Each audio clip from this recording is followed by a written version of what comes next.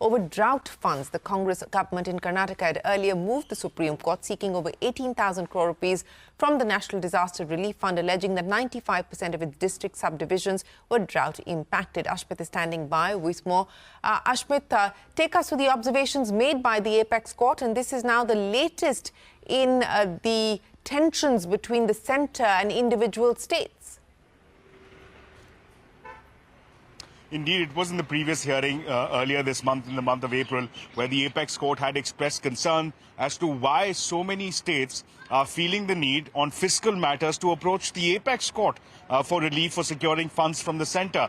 This is one aspect where the Apex Court had expressed concern and, in fact, pushed and nudged the Solicitor General and the Attorney General appearing for the centre to have an amicable approach, to have a settlement to this issue whereby states wouldn't feel the need to come and approach the Apex Court. And that seems to have yielded some results. The hearing today was extremely brief, less than about 2 to 3 minutes.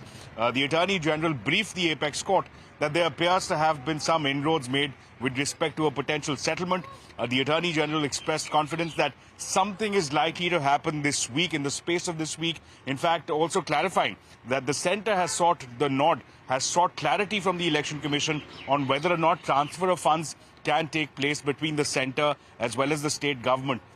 Keep in mind, the Karnataka government is seeking as much as 18,000 crore rupees. That's from the NDRF. Karnataka government has been alleging that the final step in disbursement of funds, which is the convening of a high-powered committee by the Ministry of Home Affairs, has not been done. And that seems to have been the stumbling block. The Apex Court now allowing time till next Monday, that's April 29th.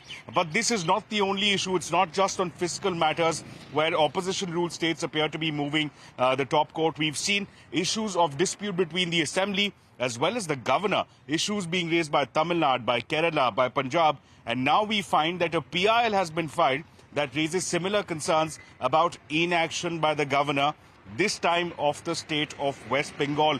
The petition points out that despite bills being cleared by the Assembly, it is not being approved. They're not being granted the nod by the governor of West Bengal. This is again something that the Apex Court has taken note of, has issued notice, and will be seeking a reply in 4 weeks' time. All right, Ashmit, appreciate you joining us. Up next.